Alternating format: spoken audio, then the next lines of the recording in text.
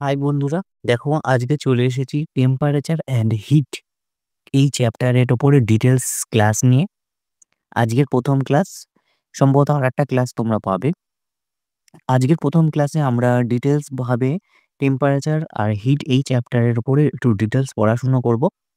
তারপরের দিন কিন্তু আমরা এমসিকিউ কোশ্চেনগুলো নিয়ে আলোচনা করব। চলো আজকে শুরু করি টেম্পারেচার অ্যান্ড হিট এই চ্যাপ্টারের ওপরে ডিটেলস পড়াশুনো। ডেটা কিন্তু তোমরা ইংরেজিতে পাবে, কিন্তু আমি এটাকে বাংলায় অ্যানালিসিস করে তোমাদের কাছে বুঝিয়ে দেবো। দেখো, টেম্পারেচার মেজারমেন্ট স্কেল, তাপমাত্রা মাপা হয় এই তিনটে স্কেলে। ঠিক আছে, তিনটে স্কেল তোমরা দেখতে পাচ্ছ, Celsius scale, Kelvin scale, Fahrenheit scale. এখানে দেখো ফারেনহাইট, সেলসিয়াস এবং কেলভিন তিনটে স্কেলের কথা বলা হয়েছে। সেলসিয়াস স্কেলের মিনিমাম টেম্পারেচার কত? 0 ডিগ্রি সেলসিয়াস। দেখো মিনিমাম টেম্পারেচার কোন টেম্পারেচার? সেই টেম্পারেচারে যেখানে জল কিন্তু ফ্রিজিং পয়েন্ট বা ওয়াটারের ফ্রিজিং পয়েন্ট, জল জমে বরফে পরিণত হয়, সেই টেম্পারেচারকে মিনিমাম টেম্পারেচার বলছে। সেলসিয়াস স্কেলে 0 ডিগ্রি সেলসিয়াসে জল জমে বরফে পরিণত হয়, তাই এটা মিনিমাম টেম্পারেচার। ম্যাক্সিমাম টেম্পারেচার কোনটা? 100 ডিগ্রি সেলসিয়াস বা বয়লিং পয়েন্ট অফ ওয়াটার বা জল এই 100 ডিগ্রি সেলসিয়াসে ফুটতে শুরু করে, বাষ্পীভূত হতে শুরু করে, বা জলের স্ফুটনাঙ্ক, এটা সেলসিয়াস স্কেলের ম্যাক্সিমাম টেম্পারেচার। সেরকমই কেলভিন স্কেলের minimum temperature 273 degree Kelvin, maximum temperature 373 degree Kelvin. এই 273 ডিগ্রি কেলভিনটা রাউন্ডে করা আছে, আসল কিন্তু 273.15 কেলভিন। ঠিক আছে, 273.15 কেলভিন কিন্তু মিনিমাম টেম্পারেচার, আর ম্যাক্সিমাম টেম্পারেচার 373.15 কেলভিন। ফারেনহাইট স্কেলের minimum temperature 32 degree Fahrenheit, 32 degree F, maximum temperature 212 degree F। এই সেলসিয়াস এবং কেলভিন এবং ফারেনহাইট এই তিনটে স্কেলের মিনিমাম এবং ম্যাক্সিমাম টেম্পারেচারগুলো দেয়, সেই কারণে এইটা স্কেলের সম্পর্কে আমরা জানছি। আর একটা আছে যেটা হচ্ছে এই অ্যাবসোলিউট জিরো টেম্পারেচার। এই অ্যাবসোলিউট জিরো কোন স্কেলে কত ডিগ্রি হয়? 60 ডিগ্রি ফারেনহাইটে কিন্তু এই অ্যাবসোলিউট জিরো টেম্পারেচার বা পরম শূন্য উষ্ণ 273 ডিগ্রি সেলসিয়াস, এবং কেলভিন স্কেলে 0 ডিগ্রি কেলভিন। কেলভিন স্কেলে 0 ডিগ্রি কেলভিন, সেলসিয়াস স্কেলে 273 ডিগ্রি সেলসিয়াস, আর ফারেনহাইট স্কেলে 460 ডিগ্রি, -460 ডিগ্রি ফারেনহাইট। এই তিনটে হচ্ছে অ্যাবসোলিউট জিরো বা পরম শূন্য উষ্ণতা। দেখো 0 ডিগ্রি কেলভিন বা -273 degree Celsius is called lowest temperature in the world. পৃথিবীর মধ্যে সবচেয়ে সর্বনিম্ন টেম্পারেচার হচ্ছে 0 ডিগ্রি কেলভিন, যেটাকে পরম শূন্য তাপমাত্রা বলা হয়, বা সেলসিয়াস স্কেলে সেটা -273 ডিগ্রি কেলভিন, এবং ফারেনহাইট স্কেলে কিন্তু -460 ডিগ্রি ফারেনহাইট। এই যে একটু আগেই দেখালাম তোমাদের -460 ডিগ্রি ফারেনহাইট। দেখো, at what temperature the volume of a gas become zero? দেখো, at what temperature the volume of a gas become zero, এমন একটা তাপমাত্রা যেখানে গ্যাসের আয়তন কিন্তু জিরো বা শূন্যতে হয়ে যায়। That is at this temperature the gas transform into solid। এই তাপমাত্রায় গ্যাস কিন্তু মানে গ্যাসীয় পদার্থ কিন্তু সলিড বা কঠিন হতে শুরু করে। সেই তাপমাত্রাটাকেই বলা হয় পরম শূন্য তাপমাত্রা, যেটা একটু আগে বললাম 0 ডিগ্রি কেলভিন বা -273 ডিগ্রি সেলসিয়াস বা -460 degree Fahrenheit. At temperature the three state of water, দেখো জলের যে তিনটে অবস্থা, সেই তিনটে অবস্থা সলিড, লিকুইড এবং gas, do not change their state. এমন একটা টেম্পারেচার আছে যে টেম্পারেচারে এই জল সলিডও থাকতে পারে, লিকুইডও থাকতে পারে এবং গ্যাসও থাকতে পারে। সেটাকে ট্রিপল পয়েন্ট অফ ওয়াটার বলা হয়। সেটা হচ্ছে 0.001 সেলসিয়াস বা 273.16 কেলভিন। 0.01 ডিগ্রি সেলসিয়াস বা 273.16 কেলভিন, এইটাকে বলা হয় ট্রিপল পয়েন্ট অফ ওয়াটার। এই এমন একটা উষ্ণতা, এই উষ্ণতায় কিন্তু জল তিনটে স্টেটেই থাকা যেতে পারে, মানে সলিডও থাকতে পারে, বরফ হয়ে থাকতে পারে, লিকুইড বা জল হয়ে থাকতে পারে, গ্যাস হয়েও থাকতে পারে। এই টেম্পারেচারটা এমন একটা টেম্পারেচার। আমাদের শরীরে বা হিউম্যান বডিতে যে আইডিয়াল টেম্পারেচার লক্ষ্য করা যায় সেটা হলো 98.6 ডিগ্রি ফারেনহাইট বা 37 ডিগ্রি সেলসিয়াস। 37 ডিগ্রি সেলসিয়াস স্কেলে, ফারেনহাইট স্কেলে 98.6 ডিগ্রি ফারেনহাইট। দেখো, to convert a temperature on the Kelvin scale, যদি তোমরা টেম্পারেচারকে কেলভিন স্কেলে পরিবর্তন করতে চাও, তো 73 from the temperature given in Kelvin. দেখো, যদি কেলভিন স্কেল থেকে সেলসিয়াস স্কেলে যদি তাপমাত্রা পরিবর্তন করতে চাও, তাহলে 273 ডিগ্রিকে বাদ দিতে হবে। ধরো 373 ডিগ্রি কেলভিন রয়েছে, সেটাকে যদি সেলসিয়াসে নিয়ে যেতে চাও, তাহলে 273 বাদ দিলে 100 ডিগ্রি সেলসিয়াস তোমরা পেয়ে যাবে। Who invented mercury thermometer? Mercury thermometer কে আবিষ্কার করেছে? মার্কারি থার্মোমিটার বা পারদ থার্মোমিটার ফারেনহাইট বিজ্ঞানী ফারেনহাইট আবিষ্কার করেছে। Which thermometer is most commonly use? দেখো, কোন থার্মোমিটার সাধারণত আমরা বেশি ব্যবহার করি, সেটা হচ্ছে লিকুইড থার্মোমিটার। বর্তমানে কিন্তু ডিজিটাল থার্মোমিটারও বেশি ব্যবহার দেখা যায়। লিকুইড থার্মোমিটার বা ডিজিটাল থার্মোমিটার কিন্তু বর্তমানে বেশি বা মোস্ট কমনলি ইউজড হয়ে গেছে এখন। The temperature range is keep fairly low between 35 degrees C to 43 degrees C বা 95 degree Fahrenheit to 110 degree Fahrenheit, সেটা হচ্ছে মার্কারি থার্মোমিটার। এই মার্কারি থার্মোমিটারে যে টেম্পারেচার দেখা যায়, সেটা একদম লো টেম্পারেচার 45 ডিগ্রি থেকে 43 ডিগ্রি সেলসিয়াস স্কেলে এবং 95 থেকে 110 ডিগ্রি মার্কারি মধ্যে মার্কারি থার্মোমিটার বা পারদ থার্মোমিটারের রেঞ্জ। Helium or nitrogen gas is used. দেখো, হিলিয়াম গ্যাস এবং নাইট্রোজেন গ্যাস এটা ব্যবহার করা হয় কোন থার্মোমিটারে? গ্যাস থার্মোমিটারে। গ্যাস থার্মোমিটারে কিন্তু হিলিয়াম গ্যাস আর নাইট্রোজেন গ্যাস ব্যবহার করা হয় এই গ্যাস থার্মোমিটারে, ঠিক আছে? Which thermometer is used to measure a wide range of temperature? Platinum. দেখো তো, যে কোন থার্মোমিটার ব্যবহার করে? আমরা কিন্তু শুরুতেই 3টে থার্মোমিটারের স্কেল দেখেছি, কেলভিন স্কেল, ফারেনহাইট স্কেল আর সেলসিয়াস স্কেল। এখানে বলছে কোন থার্মোমিটার আমরা ব্যবহার করব যে wide range of temperature? Platinum. এখন দেখো, রেজিস্ট্যান্ট থার্মোমিটার, এটা কিন্তু বড় রেঞ্জের জন্য আমরা কিন্তু ব্যবহার করি। -200 ডিগ্রি সেলসিয়াস থেকে 1200 ডিগ্রি সেলসিয়াস পর্যন্ত কিন্তু রেকর্ড করা সম্ভব। তাহলে মোস্টলি ইউজড থার্মোমিটার, সব থেকে বেশি যে থার্মোমিটার ব্যবহার, সেটা হচ্ছে লিকুইড থার্মোমিটার। পারদ থার্মোমিটার কে আবিষ্কার করেছিল? ফারেনহাইট আবিষ্কার করেছিল। লিকুইড থার্মোমিটার কিন্তু সব থেকে বেশি আমরা ব্যবহার করি, বা এখন ডিজিটাল থার্মোমিটারও ইউজ হয়ে গেছে বর্তমানে। এই ছিল টেম্পারেচার। এরপরে যে চলে আসছে আমরা হিট বা তাপমাত্রা থেকে আমরা জানবো হিট, ঠিক আছে? বা তাপ কি? Which energy is produced due to kinetic energy? দেখো, গতিশক্তির জন্য যে শক্তি বা যে জিনিসটা এনার্জি, যে শক্তি তৈরি হয়, প্রডিউসড হয়, সেটি কি? সেটিই হচ্ছে হিট এনার্জি। তাহলে হিট এনার্জি,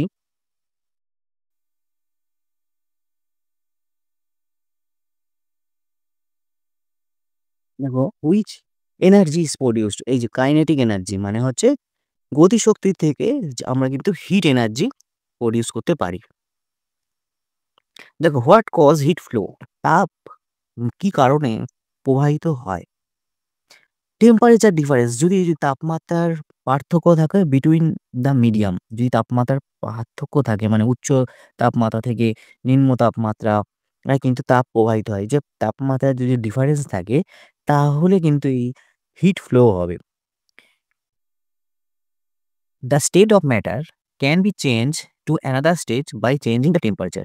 দেখো, যদি তাপমাত্রার পরিবর্তন করি, তাহলে কিন্তু পদার্থের যে অবস্থা, সেটাও কিন্তু পরিবর্তন হবে তাপমাত্রার পরিবর্তনের মাধ্যমে। জলকে যেমন তোমরা যদি এই তাপমাত্রা কমিয়ে দাও, তাহলে কিন্তু সে বরফে পরিণত হবে 0 ডিগ্রি সেলসিয়াসে। যদি জলের তাপমাত্রা আরও বাড়িয়ে দাও, সেটা ফুটনাঙ্ক বা ফ্রিজিং পয়েন্ট 100 ডিগ্রি সিতে যদি চলে যায়, সেটা আবার গ্যাসে পরিণত হবে। তাহলে এইভাবে যে চেঞ্জ হচ্ছে পদার্থের স্টেট, সেটাকে বলা হয়, সেটা হচ্ছে এই টেম্পারেচারের উপর নির্ভর করছে। যদি টেম্পারেচার বাড়িয়ানো কমানো যায়, তাহলে পদার্থের যে ম্যাটার স্টেট আছে, অবস্থা আছে, সেটা কিন্তু চেঞ্জ করা যায়। প্রেশার, যদি আমি এখন চাপ বাড়িয়ে দিই, তাহলেও কিন্তু স্টেট অফ ম্যাটার মানে পদার্থের অবস্থা কিন্তু চেঞ্জ হবে। যদি চাপ বাড়ানো যায়, তাহলে পদার্থের অবস্থার পরিবর্তন ঘটবে। দেখো, the amount of radiant energy, যেটাকে ই দিয়ে লেখা হয়, emitted from an object at high temperature is directly proportion to fourth power of its absolute. এইটাকে বলা হয় স্টিফেন্স ল। বিজ্ঞানী স্টিফেন্সের সূত্র অনুযায়ী, যে অ্যামাউন্ট রেডিয়েন্ট এনার্জি কোনো বস্তু থেকে যদি যে পরিমাণে বিকিরণ হচ্ছে, at high temperature is directly proportional fourth power of fourth power is absolute। মানে যে এনার্জি এই যে যেটা বস্তুটা থেকে নির্গত হচ্ছে সেটি সমানুপাতি সেই টেম্পারেচারের ফোর্থ পাওয়ারের, মানে T to the power fourth power of its absolute temperature. এই অ্যাবসোলিউট টেম্পারেচার মানে টি এর পাওয়ারে 4 যদি হয় সেটি তার সমানুপাতি হবে। ঠিক আছে? এরপরে দেখো ট্রান্সমিশন অফ হিট, কিভাবে তাপ পরিবাহিত হয় বা তাপের পরিবহন কিভাবে হয়। 3টে পদ্ধতি আছে তাপ পরিবহনের জন্য: পরিবহন, পরিচালন আর বিকিরণ। আমরা আজকে এই ক্লাসে দেখব। দেখো, which is the method of heat transmission in which heat is transferred from one place to another without moving its molecules। যদি অণুর পরিবর্তন না হয়, পদার্থের অণুর পরিবর্তন না হয়ে যে তাপ এক স্থান থেকে অন্য স্থানে প্রভাবিত হচ্ছে সেটাকে কি বলে? সেটিকে বলে কন্ডাকশন বা পরিবহন।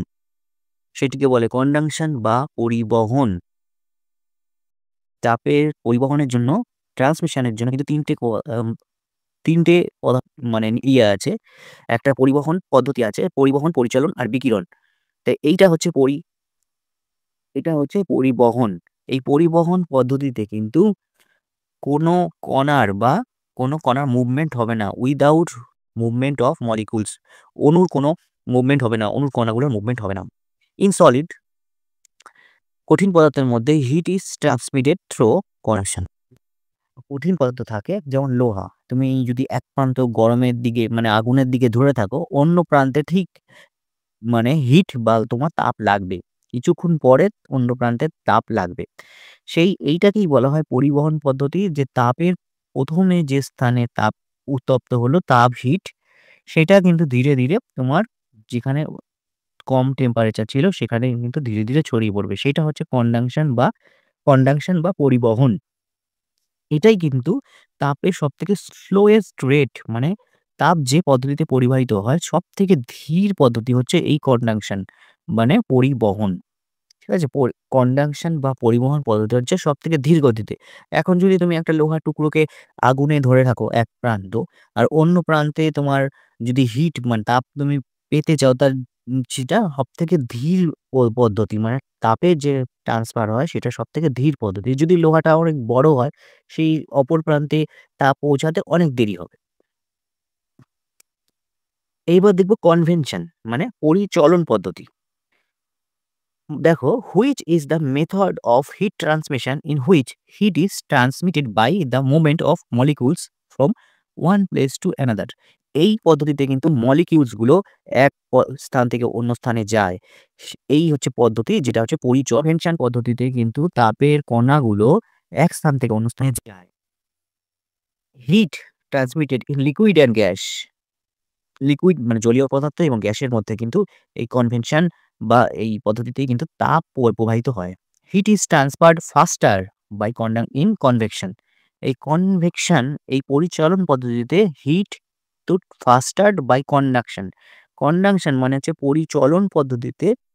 পরিবহন পদ্ধতিতে যেটা হতো তার থেকে বেশি ফাস্ট কিন্তু এই কনভেনশনে হয়, এই পদ্ধতিতে। ঠিক আছে? দেখো, এই পরিচালন পদ্ধতিটা কি বা কনভেনশন পদ্ধতিটা কি? যদি একটি পাত্রের মধ্যে তুমি জলকে উত্তপ্ত করতে বসাও, প্রথমে জলের অণুগুলো, নিচের যে অণুগুলো আছে সেগুলো ফার্স্টে উত্তপ্ত হবে এবং উত্তপ্ত হয়ে জলের ওপরের দিকে উঠে আসবে, এবং তুলনামূলক যে শীতল যে জলের কণাগুলো ওপরে যেগুলো ছিল সেটা ধীরে ধীরে আবার নিচের দিকে যাবে, সেটা আবার গরম হয়ে উপরের দিকে চলে আসবে। এই পদ্ধতিটা ততক্ষণ পর্যন্ত চলবে যতক্ষণ পর্যন্ত জলের সমস্ত অণুগুলো তাপমাত্রা সেম না হয়ে যায়। এইটাকে বলা হয় পরিচলন পদ্ধতি বা কনভেকশন। দেখো, a method of heat transfer in which heat is transmitted without a medium. এমন একটা পদ্ধতি যেখানে কোনো মিডিয়ামের প্রয়োজন হয় না, সেইটাকে বলা হয় রেডিয়েশন। সেই পদ্ধতিটাকে বলা হয় রেডিয়েশন। এটা হচ্ছে তাপের বিকিরণ পদ্ধতি, যে পদ্ধতিতে কোনো মিডিয়ামের প্রয়োজন হয় না, কোনো মাধ্যমের প্রয়োজন হয় না। যেমন সূর্য থেকে পৃথিবীতে তাপ যে আমাদের পাই, সেটা কিন্তু এই রেডিয়েশনের মাধ্যমে আসে। এখানে মাঝে কোনো মাধ্যম নেই। মাধ্যম ছাড়া বা মিডিয়াম ছাড়া তাপ কিন্তু ফ্লো হয় সেটা হচ্ছে রেডিয়েশন পদ্ধতিতে। রেডিয়েশন পদ্ধতিটা কিন্তু ফাস্টার প্রসেস, মানে হচ্ছে fastest method of heat transfer. Slowest method আমরা দেখলাম। স্লোয়েস্ট মেথড কোনটা? এই যে কন্ডাকশন বা পরিবহন। পরিবহন বা কন্ডাকশন হচ্ছে সব থেকে স্লোয়েস্ট, আর হচ্ছে রেডিয়েশন সব থেকে ফাস্টেস্ট। পৃথিবীতে যেমন সূর্যের মাত্র 8 মিনিটের মধ্যে এই তাপ চলে আসে, আলো চলে আসে, হ্যাঁ, সেখানে উত্তপ্ত হয়ে যায়, সেটা হচ্ছে রেডিয়েশন সব থেকে ফাস্টেস্ট। এই দেখো, এই ছবিটা তোমরা দেখো, এই পাত্রের মধ্যে যদি আমি এখন জলটাকে গরম করি, প্রথমে জলের যে নিচের দিকের অণুগুলো আছে সেগুলো উত্তপ্ত হয়ে উপরের দিকে চলে যাবে, উপরের দিকে যে ঠান্ডা কণাগুলো আছে সেগুলো আবার ধীরে ধীরে নিচে আসবে। এইটাকে বলা হচ্ছে তোমার কনভেকশন, মানে পরিচলন পদ্ধতি। ঠিক যখন একটা পাত্রটাকে যখন গরম করা হচ্ছে, তাহলে হিট কিন্তু এই পাত্রটাতে এখান থেকে তুলনামূলকভাবে হয়ে হাত বা হাতল বরাবর, হ্যান্ডেল বরাবরও যাবে। এই পদ্ধতিকে বলা হয় কন্ডাকশন বা পরিবহন পদ্ধতি। এটা সবথেকে স্লোয়েস্ট প্রসেস। প্রথমে পাত্রটা উত্তপ্ত হবে, ধীরে ধীরে তাপ কিন্তু এই হাতের দিকে যাবে। সেটা হচ্ছে কন্ডাকশন পদ্ধতি। কিন্তু দেখো, এই যে আগুনটা ধরেছে, কিন্তু আগুনের উপরে এই পাত্রটাকে রাখা আছে, কিন্তু কোনো মিডিয়াম দেখতে পাচ্ছ না তোমরা। এইটা হচ্ছে রেডিয়েশন পদ্ধতি। বা তুমি এখানে আগুন ধরেছে, তুমি দূরে বসে আছো, তাহলেও একটা তাপ ফিল পাবে, তাপের, সেইটা হচ্ছে রেডিয়েশন পদ্ধতি। এটাকে বলা হয় রেডিয়েশন পদ্ধতি বা বিকিরণ পদ্ধতি। দেখো, আজকে আমরা তাপের 3টে পদ্ধতি জানলাম: কনভেকশন, কন্ডাকশন, রেডিয়েশন। 3টের মধ্যে সবথেকে ফাস্টেস্ট হচ্ছে রেডিয়েশন আর স্লোয়েস্ট হচ্ছে কনভেকশন। আরো কিছু জিনিস আছে, দেখো, এই যে দ্য সানস হিট রিচ, সূর্যের তাপমাত্রা পৃথিবীতে আসে কোন পদ্ধতিতে? রেডিয়েশন পদ্ধতিতে।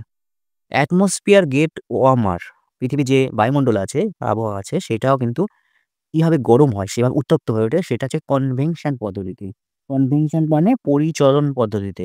সূর্যের তাপ যখন পৃথিবীতে আসে, ভূপৃষ্ঠের যে নিকটবর্তী আবহাওয়ার গ্যাসের যে কণাগুলো থাকে সেগুলো তুলনামূলক গরম হয়। গরম হয়ে উপরের দিকে উঠে যায় এবং উপরের যে ঠান্ডা অম বায়ুর কণাগুলো আছে সেগুলো নিচের দিকে আসে। এই যে পদ্ধতি, সেটা হচ্ছে কনভেকশন পদ্ধতি বা পরিচালন পদ্ধতি। সেই পদ্ধতিতে কিন্তু পৃথিবীর বায়ুমণ্ডল কিন্তু উত্তপ্ত হয়। পরীক্ষায় আসে কিন্তু যে অ্যাটমসফিয়ার গেট ওয়ার্মার, পৃথিবীর বায়ুমণ্ডল কিভাবে উত্তপ্ত হয়? এটা হচ্ছে পরিচলন পদ্ধতিতে উৎপত্ত হ উ উ মানে উত্তপ্ত হয়। দ্য হিট অফ দ্য কন রিচ হিউম্যান থ্রো। দেখো, তাপমাত্রা, হিট অফ এ কন, আমাদের শরীরে যেটা আসে, মানে তাপ, এটা কিন্তু আমরা রেডিয়েশন পদ্ধতিতে বা বিকিরণ পদ্ধতিতে আমরা বুঝতে পারি। Tea kept on a metal table, একটা চা মেটাল টেবিল, ধাতুর টেবিলে রাখা হয়েছে, cool down faster than tea kept on wooden table. যে কাঠের টেবিলে যদি কোনো চা রাখা হয়, তার থেকে যদি ধাতুর টেবিলে যে চা রাখা হয়, সেটা হচ্ছে ফাস্টার ভাবে ঠান্ডা হয়ে যাবে। মানে যেটা ধাতুর টেবিলে যদি চা রাখা হয়, সেই টেবিলটা বেশি তাড়াতাড়ি ঠান্ডা হবে। যদি ধাতুর টেবিলে চা রাখা হয়, সেটা বেশি ফাস্ট ঠান্ডা হবে তুলনামূলকভাবে কাঠের টেবিলে চা রাখার থেকে। কোন কোন পদ্ধতিতে? কারণ কন্ডাকশন, কনভেকশন, রেডিয়েশন, এখানে 3টে পদ্ধতি, এবং এভাপোরেশন মানে বাষ্পীভবনও কিন্তু কাজ হচ্ছে। Metal in metal table, whereas only radiation, convection, evaporation occur in wooden table, not conduction. দেখেছো? কাঠের টেবিলের ক্ষেত্রে কিন্তু কনডাকশন পদ্ধতিটা হবে না। কিন্তু ধাতুর ক্ষেত্রে এই কনডাকশন পদ্ধতিটা হবে, মানে পরিবহন পদ্ধতিটা হবে। যদি একটা গরম চায়ের পাত্র আমি ধাত ধা ধাতুর তৈরি বা লোহার কোনো টেবিলে রেখে দিই, তাহলে পাত্রটা গরম, সেইখানে থেকে ধাতুর টেবিলে আস্তে, আস্তে ধীরে, ধীরে উত্তপ্ত হতে পারবে। উত্তপ্ত হয়ে আস্তে, আস্তে পুরো টেবিলটা গরম হবে। কনডাকশন পদ্ধতিটা কিন্তু হবে। কিন্তু সেটা কি কাঠের টেবিলে রাখলে হবে? কাঠ কি তাপ পরিবহন করবে? না, করবে না।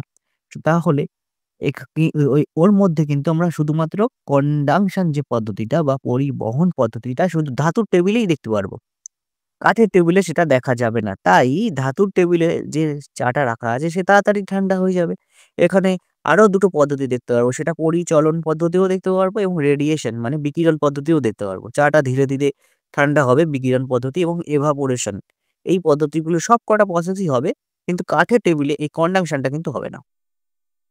দেখো, আজকে টেম্পারেচার অ্যান্ড হিট মানে তাপমাত্রা এবং তাপ নিয়ে আজকে কিন্তু এই এতটুকু পর্যন্ত এই ক্লাসটা রয়েছে। পরবর্তী ক্লাসে কিন্তু এই চ্যাপ্টারের উপর আমরা এমসিকিউ নিয়ে কিন্তু আলোচনা করব। ভালো লাগলে অবশ্যই ক্লাসটিকে লাইক করে দিও এবং আমার চ্যানেলকে সাবস্ক্রাইব করে নিও। দেখা হচ্ছে পরের ক্লাসে। আজকের জন্য টাটা।